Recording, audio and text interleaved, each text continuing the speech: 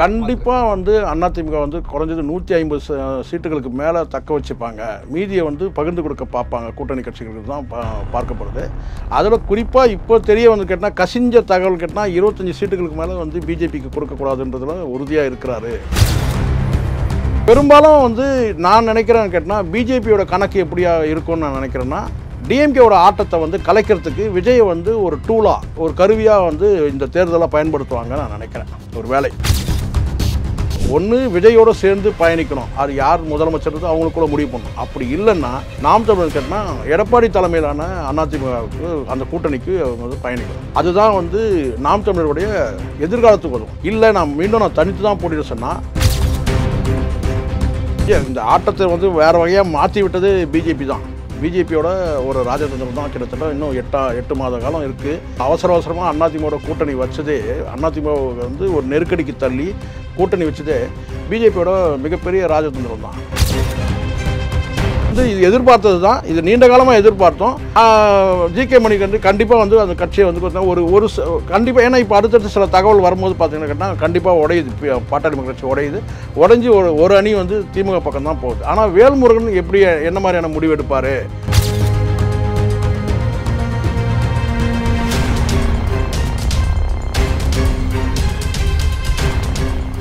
Real one நண்பர்கள் உறவுகளுக்கு வணக்கம். தொடர்ச்சியாக பல்வேறு முக்கியமான தகவல்களை நம்முடைய உறவுகளுடன் பகிர்ந்து வரும் மூத்த பத்திரிகையாளர் சேகுவரா ஜெய்சங்கர் அவர்கள் நம்முடைய இருக்கிறார். வணக்கம் சார். வணக்கம் சார். வணக்கம். இப்போ அதிமுகவுடைய செயற்குழு கூட்டம் எடப்பாடி பழனிசாமி தலைமையில் நடைபெற்றது. இதுல ரகசிய தகவல்கள் பல விவாதிக்கப்பட்டிருக்கு. குறிப்பாக எடப்பாடியார் அவர்கள் ஒரு ரகசிய சர்வே எடுத்திருக்காங்க. இந்த அடிப்படையில் அதிமுக எத்தனை தொகுதிகளில் 2026 சட்டமன்ற தேர்தலில் வெற்றி பெறுவதற்கான வாய்ப்புகள் இருக்கிறது அப்படிங்கிற தகவல் கிடைச்சிருக்கிறது. இந்த அடிப்படையிலையும் பேசப்பட்டிருக்கிறது. இந்த செயற்குழு கூட்டம் எப்படி பார்க்குறீங்க? ஏற்கனவே எடப்பாடி பழனிசாமி அவர்களுக்கு வந்து ரிட்டையர்ட் ஓய்வு பெற்ற ஐஏஎஸ் ஆஃபீஸர்ஸ், அது குறிப்பாக ஒரு சிலர் அவருக்கு தகவல்கள் சொல்லிகிட்டு இருக்கிறாங்க. எதிர்கால அரசியல் பற்றி அவருடைய ஆலோசனை கேட்டு தான் இவர் நடந்து வராருன்ற ஒரு தகவல் இருக்குது.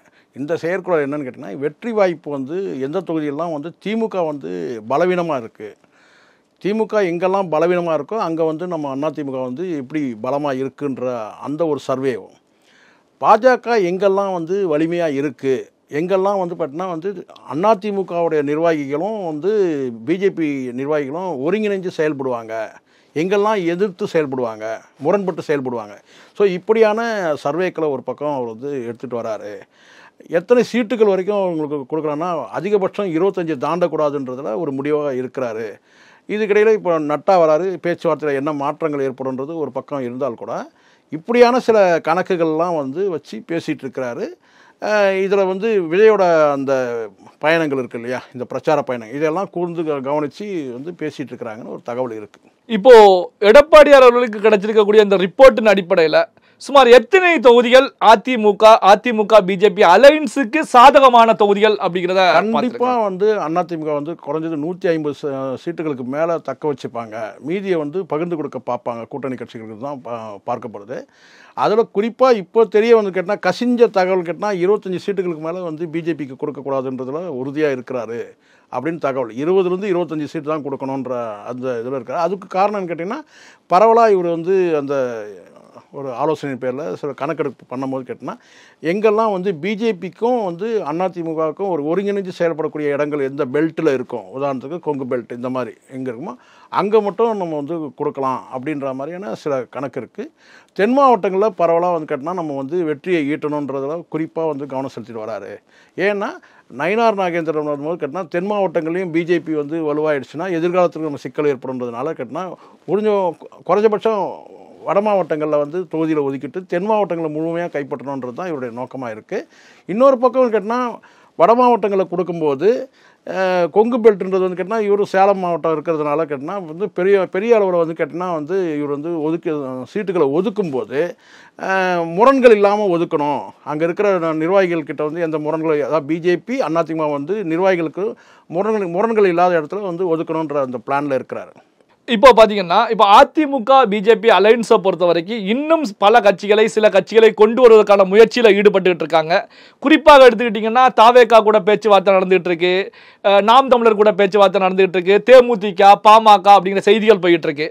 இப்போ எந்த கட்சிகள் பிஜேபி அதிமுக கூட்டணியில் வருவதற்கான பேச்சுவார்த்தைகளில் ஈடுபட்டு இருக்காங்க? இல்லை, தாவேகா பரவலாக சொல்ல கேட்டிங்கன்னா வந்து பொதுமக்கள் கிட்ட ஒரு பார்வை இருக்குது. அதை முதல்ல சொல்லிடுறேன். தமிழக வெற்றி கழகமும் அதிமுகவும் கூட்டணியில் வந்து இணையணுன்றது கேட்டால் சாதாரண மக்கள் வந்து எதிர்பார்க்குறாங்க இது. ஆனால் கட்சியில் இருக்கிற நிர்வாகிகள், அது தாவேக்கால இருக்க முக்கிய நிர்வாகிகள்னால் உங்களுக்கு தெரியும், ஒரு 4 பேர் 5 பேர், அவங்க நினைக்கிறது என்னன்னு கேட்டால் பிஜேபி இருக்கிற அணியில் வந்து நம்ம போனோம்னா நம்மளுடைய அந்த இருப்பை வந்து நம்ம வந்து இழக்க நேரிடும். உதாரணத்துக்கு ஏன்னா மைனாரிட்டி ஓட்டுகளை வந்து நம்ம வந்து இழக்க நேரிடும். ஏன்னா பிஜேபி அந்த அலைன்ஸில் இருக்கிறதுனால மைனாரிட்டி ஓட்டுகள் வந்து அதிமுகவுக்கு பொதுவாக தெரியும். அதிமுகவுக்கு பெரிய பொருட்டாக அவங்க வந்து மைனாரிட்டி ஓட்டுகளை வந்து எதிர்பார்க்கலை, அவங்களுக்கு போயிடும் தெரியும். அது ஏற்கனவே ஜெயக்குமார் அவர்கள் முன்னாள் அமைச்சர் பேசும்போது சொன்னார்ல, நான் ஏன் தோற்றேன்னா பிஜேபியில் தான் தோற்றேன்னு சொன்னார் இல்லையா. சரி, அது மாதிரி ஒரு சீட்டுகள் வேணால் இழக்க நேரிடும். ஆனால் பிஜேபி அங்கே வந்து எப்படியும் அங்கே மைனாரிட்டி ஓட்டு கிடையாது. ஸோ பிஜேபியோட அலைன்ஸ் இருக்கிற அதிமுகவில் போய் விஜய் போய் இணைஞ்சாருன்னா மைனாரிட்டி ஓட்டுகளை வந்து விஜய் இழப்பார். இந்த நிலைமை நமக்கு வேண்டான்னு சொல்லி நினைக்கலாம். மக்கள் விரும்புவது கேட்டால் அதிமுகவோடு பிஜேபி கூட்டணியில் அல்லாத அதிமுகவோட விஜய் வந்து இணையணுன்றதை மக்கள் விரும்புகிறாங்க. கட்சியில் இருக்கிற நிர்வாகிகள் கேட்டால் வந்து பிஜேபியில் இருக்கிற அதிமுக நம்ம போய் இணைஞ்சோம்னா மைனாரிட்டி ஓட்டுகளை நம்ம இழப்போன்றது அவங்களுக்கு உறுதியாக அவங்க நம்புகிறாங்க. ஸோ இப்படியான சூழல் கேட்டால் பெரும்பாலும் வந்து பார்த்தீங்கன்னா விஜய் வந்து தனித்து விடப்படுகிறார். ஒருவேளை வந்து விஜய் தலைமையில் வேணால் ஒரு கூட்டணி அமையலாம். ஆனால் அதிமுகவோட கூட்டணியில் போகும்போது விஜய்க்கு வந்து இந்த மாதிரியான ஒரு சிக்கல் வந்து இருக்குது. பெரும்பாலும் வந்து நான் நினைக்கிறேன்னு கேட்டால் பிஜேபியோட கணக்கு எப்படியா இருக்கும்னு நான் நினைக்கிறேன்னா, டிஎம்கேவோட ஆட்டத்தை வந்து கலைக்கிறதுக்கு விஜயை வந்து ஒரு டூலாக, ஒரு கருவியாக வந்து இந்த தேர்தலை பயன்படுத்துவாங்க நான் நினைக்கிறேன் ஒரு வேளை. அப்போது என்னென்னு விஜய் தனித்து நின்னார்னா வாக்கு சதவீதம் எவ்வளோன்றது தெரிஞ்சிடும். இப்போ இந்த கடுமையான ஒரு போட்டிகளுக்கு நடுவில் கேட்டால் வாக்கு சதவீதம் ஒரு வேளை குறைஞ்சிச்சுன்னா ஒரு 5லேருந்து ஒரு 8% தான் வாங்குவார்ன்ற ஒரு நிலைப்பாடு இருக்குது. இதுக்கிடையில் வந்து நாம் தமிழர் வந்து பார்த்தீங்கன்னா அதிமுகவில் போய் இணைஞ்சாங்கன்னா எந்த வகையிலும் கூட்டணிக்கு வாய்ப்பே இல்லை விஜய்க்கு. விஜய் வந்து ஏன்னா விசிகா வந்து கிட்டத்தட்ட வந்து ஓரளவுக்கு வந்து கேட்டால் அவங்க டிஎம்கேவோட தான் போவாங்கன்ற மாதிரி இருக்குது. விஜயை கருவியாக பயன்படுத்தி வேணால் சீட்டு எண்ணிக்கையை வேணால் வந்து திருமாவளவன் கூட்ட பார்ப்பார், அது வேணால் நடக்கலாம். அதனால் கேட்டால் இப்போ விஜய்க்கு வந்து நாம் தமிழரும் கிடையாது, விசிகாவும் கிடையாது, எந்த கூட்டணியும் இல்லாத போது தனித்து நிற்கும்போது அங்கே வந்து திமுகவோட ஆட்டத்தை கலைக்கிறது மூலமானு கேட்டால் ஒரு கணிசமான வாக்குகளையும் மற்ற கட்சிகள்கிட்ட இதர வாக்குகளை வந்து கேட்டால் இப்போ குறிப்பாக நம்ம இதிலே வந்து பார்த்துட்டோம். விஜயோட அந்த அந்த பயணத்துலேயும் நம்ம பிரச்சார பயணத்திலையும் நம்ம பார்க்கும்போது பொதுவாக வந்து கேட்டால் வயதில் மூத்தவங்க இருக்காங்க இல்லையா, நான் சொல்கிறது கேட்டால் 40 வயதை கடந்தவர்கள் யாருமே அங்கே இல்லை. அப்படி இருக்க பட்சத்தில் கேட்டால் இளைஞர்கள் மட்டுமே தான் அங்கே இருக்கிறாங்க. ஸோ இந்த மாதிரியான ஒரு சூழலில் கேட்டால் ஒரு கணிசமான ஒரு 5லேருந்து ஒரு 8% வந்து வாக்குகள் வாங்கினாலும் தனித்து வந்து கேட்டால் அவருடைய வாக்கு வாங்கிய வந்து அவர் ப்ரூவ் பண்ணுறதுக்கு வந்து ஒரு வாய்ப்பாக அமையும். ஆனாலும் வந்து அந்த கனவு இருக்குல்ல, முதலமைச்சர் துணை முதலமைச்சர்ன்ற அந்த கனவு வந்து கொஞ்சம் தள்ளி போகுது அப்படின்ற பார்வையில் தான் இருக்குது. இப்போ நாம் தமிழரை பொறுத்த வரைக்கும் அதிமுக பிஜேபி அலையன்ஸில் வருவதற்கான வாய்ப்புகள் இருக்கிறதா? ஏன்னா பேச்சுவார்த்தை நடைபெறுவதாகவும் சொல்லப்படுது. கண்டிப்பாக சீமான் இந்த முறை வந்து ஏற்கனவே கடந்த காலத்தில் செய்த அதே தவறு செய்ய மாட்டார் அப்படின்றது நான் நினைக்கிறேன். ஏன்னா கடந்த காலத்தில் இருக்கார் எப்போ என்னைக்கு, ஏன்னா அவர் அதிகமாக உச்சபட்சமானு கேட்டால் குறைஞ்சபட்சம் ஒரு சட்டமன்ற உறுப்பினர் அல்லது வந்து பாராளுமன்ற உறுப்பினர்ன்ற அந்த பதவி இருந்ததுன்னா குறைஞ்சபட்சம் அவருக்கு வந்து ஒரு இந்த மாதிரியான நீதிமன்ற போராட்டங்கள்லாம் பல விஷயங்கள் நடந்துகிட்ருக்கு இல்லையா, அவர் சுற்றி நடக்கிற விஷயங்கள் அதில் வந்து ஒரு பாதுகாப்பாவது கிடச்சிருக்கும். கட்சியினர்கள் பலரும் கூட வெளியேறி இருக்க மாட்டாங்க, கூடவே இருந்திருப்பாங்க. இப்போ மீண்டும் வந்து அவர் தனித்து போட்டின்ற அந்த அதே முடிவை எடுப்பாருனால் விஜய் பிரிக்கக்கூடிய கட்சிகளில் வந்து கேட்டால் கணிசமான வாக்குகள் வந்து கேட்டால் நாம் தமிழருடைய வாக்குகளையும் வந்து விஜய் எடுக்கக்கூடிய சூழல் வந்துடும். அந்த சூழ்நிலையை உருவாக்காமல் ஒன்று விஜயோடு சேர்ந்து பயணிக்கணும், அது யார் முதலமைச்சர் அவங்களுக்குள்ள முடிவு பண்ணணும். அப்படி இல்லைன்னா நாம் தமிழர் கேட்டால் எடப்பாடி தலைமையிலான அதிமுகவுக்கு அந்த கூட்டணிக்கு அவங்க வந்து பயணிக்கணும். அதுதான் வந்து நாம் தமிழருடைய எதிர்காலத்துக்கு உதவும்.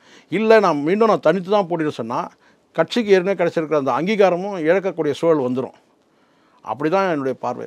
இப்போ பார்த்தீங்க அப்படின்னா, இப்போ நாம் தமிழர் அதிமுக பிஜேபி கூட்டணியில் இணைஞ்சாங்க அப்படின்னா இந்த அலைன்ஸுடைய ஸ்ட்ரென்த் எப்படி இருக்கும்? கண்டிப்பாக ஸ்ட்ராங்காக இருக்கும். நான் இன்னும் ஒரு படி கேட்டால் இங்கே இந்த ஆட்டத்தை வந்து வேறு வகையாக மாற்றி விட்டது பிஜேபி தான். பிஜேபியோட ஒரு ராஜதந்திரம் தான். கிட்டத்தட்ட இன்னும் 8 மாத காலம் இருக்குது. இவ்வளோ அவசரமாக அதிமுகவோட கூட்டணி வச்சதே, அதிமுக வந்து ஒரு நெருக்கடிக்கு தள்ளி கூட்டணி வச்சதே பிஜேபியோட மிகப்பெரிய ராஜதந்திரம் தான். இல்லைன்னா இன்றைக்கி வந்து பார்த்தீங்கன்னா வந்து விஜய் போய் பேச்சுவார்த்தை நடத்தி அந்த கூட்டணியில் போய் இணைஞ்சிருப்பார். அல்லது வந்து கேட்டால் ஒரு டிமாண்டோட கூட இணைஞ்சிருக்கலாம். பிஜேபி வந்து எந்த சூழ்நிலையும் அலைன்ஸுக்கு வரக்கூடாதுன்னு ஒரு டிமாண்ட் வச்சுருக்கலாம். இல்லை நாம் தமிழர் கூட அந்த டிமாண்ட் வச்சுருக்கலாம். ஆனால் முதல்ல இவங்க போய் அங்கே கூட்டணி அமைச்சதன் மூலமாக கேட்டால் வந்து அங்கே வந்து பார்த்தீங்கன்னா எப்படி இருந்தாலும் லகான் வந்து பிஜேபி கிட்ட தான் இருக்குது. சொல்லலாம் வேணாம் எடப்பாடி தலைமையில் அதிமுக தலைமையில் சொல்லிட்டு 10 எம்எல்ஏக்கள் எடுத்தால் கூட, எடப்பாடி தலைமையிலான அதிமுக ஆட்சியை அமைச்சால் கூட அங்கே ரூலிங் பண்ண போகிறது கண்டிப்பாக பிஜேபி தான் இருக்கும். இது நான் வந்து உறுதியாக நான் சொல்கிறேன். எதுக்குன்னா ஒரே ஒரு சீட்டை வச்சுக்கிட்டே வந்து அருணாச்சல பிரதேசத்தில் அவங்க வந்து ஆட்சி அமைச்சலாம் தெரியும். கடந்த காலத்தில் நிறைய வரலாறு இருக்குது. அப்படி இருக்கும்போது இந்த இடத்துல வந்து இங்கே வந்து ஒரு லாக், அதாவது கேட்டால் தாவேகாவுக்கு ஒரு பூட்டு, இந்த சைடில் நாம் தமிழருக்கும் கிட்டத்தட்ட பூட்டு தான். அந்த பூட்டை உடச்சிக்கிட்டு இவர் போய் கூட்டணியில் போய் சேரக்கூடிய சூழல் தான் இருக்குது சீமானுக்கு. அப்போ இங்கே வந்து ஆட்டம் யார் கையில் இருக்குன்னா பிஜேபி கையில் தான் ஆட்டம் இருக்கிறதா நான் பார்க்குறேன். இன்னொரு பக்கம் அதிமுக வந்து பிஜேபியோட அலையன்ஸ் கூட்டணி வைக்கும்போது கேட்டிங்கன்னா தேர்தல் முறைகேடுகள் வந்து நிறைய நடக்காமல் பார்த்துக்கணும். இப்போ ஆளுங்கட்சியோட ஆட்டம் அதிகமாக இருக்கும் இல்லையா, இந்த பணப்பட்டுவாடா மற்ற விவகாரங்கள் நிறைய இருக்குது இல்லையா. ஸோ இந்த மாதிரி விஷயங்கள் வந்து கேட்டிங்கன்னா தேர்தல் வந்து கொஞ்சம் கட்டுக்கோப்பாக நடக்கிறதுக்கான வாய்ப்பு இருக்குது. அது அதிமுக சாதகம் தானே ஒரு வகையில். இப்போ பாட்டாளி மக்கள் கட்சியை பொறுத்த வரைக்கும் 2ஆக உடைய போகிறது. காரணம் என்ன அப்படின்னா, அன்புமணி ராமதாஸுக்கும் இடையில ஒரு மோதல் போக்கு உருவானது. இந்த மோதல் போக்குக்கு காரணமே ஜி.கே. மணி தான் அப்படிங்கிற கருத்துக்கள் முன்வைக்கப்படுது. ஜி.கே. மணி அவர்களை பொறுத்த வரைக்கும் சட்டமன்றத்தில் கலைஞர் குறித்து புகழாரம் சூட்டக்கூடிய வகையில் பேசியிருந்தாங்க. இப்படியான சூழ்நிலை தான் பாட்டாளி மக்கள் கட்சியில் இருக்கக்கூடிய நிர்வாகிகளை பொறுத்த வரைக்கும் மாவட்டம் தோறும் ஜி.கே. மணிக்கு எதிரான குரல்களை ஓங்கி ஒடிச்சுக்கிட்டு இருக்காங்க. இப்போ ஜி.கே. மணி வந்து ஒரு தனி அணியாக பிரிய போகிறார், திமுகவில் இணைய போகிறார் அப்படிங்கிற பேச்சுக்கள்லாம் அடிப்படுது. இதை எப்படி இங்கே வந்து கேட்டால் இப்போது பாட்டாளி மக்கள் கட்சி வந்து இவங்களோட அலைன்ஸில் இல்லாத போது அங்கே வேல்முருகன் என்பவர் வந்து தேவைப்பட்டார். இப்போ வேல்முருகனுடைய அங்கே நிலைப்பாடு எப்படி இருக்குன்னு தெரியும். கடந்த காலத்தில் நிறைய உரசல்கள் நடந்திருக்கு. இப்போ வேணால் மீண்டும் கூட அவர் சொல்லலாம், நான் வந்து டிஎம்கேட நாங்கள் அலைன்ஸ் பேசி தான் இருக்கோம், நான் சட்டமன்றத்தில் பேசுகிறேன், உரிமைகளை பேசுகிறேன், அதெல்லாம் சொல்லலாம். ஆனால் இருந்தாலும் கேட்டால் இவங்களுக்கு பெரிய நெருடலாக இருந்தது. வேல்முருகன் வந்து என்ன சொன்ன ஒரு நெருஞ்சி முள் மாதிரி குத்திக்கிட்டே இருந்தார். இது வந்து ஒரு பக்கம் இருக்குது. இப்போ வந்து கேட்டால் வந்து பாட்டாளி மக்கள் கட்சி இங்கே வந்து இணையும் போது விசிகா வந்து கேட்டால் நாங்கள் இருக்க மாட்டோன்றதை உறுதியாக சொல்லியிருக்கிறாரு. அண்ணனுடைய சோர்வுக்கு கூட அதுதான் காரணம். ஒருவேளை வந்து பாட்டாளி மக்கள் கட்சி வந்து கூட்டணியில் வந்து இணைவாங்களோன்ற மாதிரி ஒரு சந்தேகம் இருந்தது. ஸோ இந்த மாதிரி சூழ்நிலை என்ன கேட்டிங்கன்னா அவங்களும் வந்து பார்த்திங்கன்னா உடனடியாக இந்த பக்கம் வர முடியாத சூழல் கேட்டால் அங்கே விசிகா வெளியேற்றினால் ஒரு வேளை விஜய்கிட்டயோ இல்லை வேறு எங்கேயாவது வெளியேறினார்னா நம்ம போய் இணையலான்ற மாதிரியான ஒரு கணக்கு இருந்தது. ஒட்டுமொத்தமாக இப்போ பாட்டாளி மக்கள் கட்சி என்ன நிலைப்பாட்டாக இருக்குன்னா, தேர்தலுக்கு முன்னாடி ஒரு 2 மாதம் இருக்கும்போது நம்ம பார்த்துக்கலாம். வழக்கமாக அந்த கட்சி செய்கிறது உங்களுக்கு தெரியும் இல்லையா, 2 மாதத்துக்கு முன்னாடி தான் அவங்க பேசுவாங்க. அதுக்கப்புறம் பெட்டி வாங்குவாங்க, காரணம் வாங்கவே இல்லைன்னு சொல்லுவாங்க. கடந்த காலத்தில் அது நடந்திருக்கு. இப்போ இந்த இடத்துல என்னன்னு கேட்டிங்கன்னா பாட்டாளி மக்கள் கட்சி வந்து பார்த்தீங்கன்னா கூட்டணியில் வராத போது வேல்முருகன் மாதிரி ஒருத்தர் தேவை, இல்லை அவரோட வலிமையான ஒருத்தர் தேவை. இப்போ ஜி.கே. மணிக்கும் அதுக்கு பார்த்தீங்கன்னா அங்கே ஏற்கனவே ஏகப்பட்ட அவமானங்களுக்கு மென்னுக்கிட்டு முழுங்கிக்கிட்டு அங்கே இருக்கிறாரு. அவருடைய மகனுடைய அரசியல் வளர்ச்சி வந்து பார்த்தீங்கன்னா தடைப்பட்டு நிற்குது. இதுதான் உண்மை. இப்போ வந்து கேட்டால் இந்த சூழ்நிலை அங்கே 2ஆக உடையணுன்னு கேட்டால் ஜி.கே. மணி தலைமையில் வந்து கட்சி வந்து 2ஆக உடைஞ்சதுன்னு கேட்டால் எப்படி இருந்தாலும் பெரிய அளவில் வந்து பார்த்தீங்கன்னா அந்த சைடில் தான் இருப்பாங்க. ஆனால் அப்பன் மகன் நடத்தக்கூடிய அந்த ட்ராமா இருக்குல்ல, அந்த ட்ராமா வந்து எதுக்காக யாருக்காகன்னு கேட்டால் ஒரு வகையில் கேட்டால் இந்த சைட்லேருந்து யாரும் அவங்களுடைய வாரிசுகள் யாரும் வந்துடக்கூடாதுன்றதுக்காக கூட இருக்கலாம். ஜி.கே. மணி போன்றவர்களோட வாரிசு வந்துடக்கூடாதுன்னு நினைக்கலாம். இந்த சூழ்நிலை கேட்டால் 2ஆக உடையிற பட்சத்தில் ஒரு அணி வந்து பார்த்தீங்கன்னா பாட்டாளி மக்கள் கட்சியான ஜி.கே. மணி தலைமையிலான அந்த அணி வந்து டிஎம்கேவோட அலைன்ஸ் இருக்கும். அப்போது விசிகா வந்து பார்த்தீங்கன்னா வந்து வெளியேறதுக்கான வாய்ப்பு இல்லை. இது வந்து விசிகாவுக்கும் வந்து ஒரு வகையில் கேட்டால் வந்து இவங்க நிலைப்பாடு உறுதியாக இருந்ததுனால பாட்டாளி மக்கள் கட்சியை 2ஆக உடையக்கூடிய ஒரு சூழல் வந்துடுச்சுன்னு. ஆனால் உடையிறதுக்கு வந்து திமுக பெரிய அளவில் காரணம் இல்லை, அங்கே இயற்கையாகவே அந்த கட்சி உடையுதாங்க.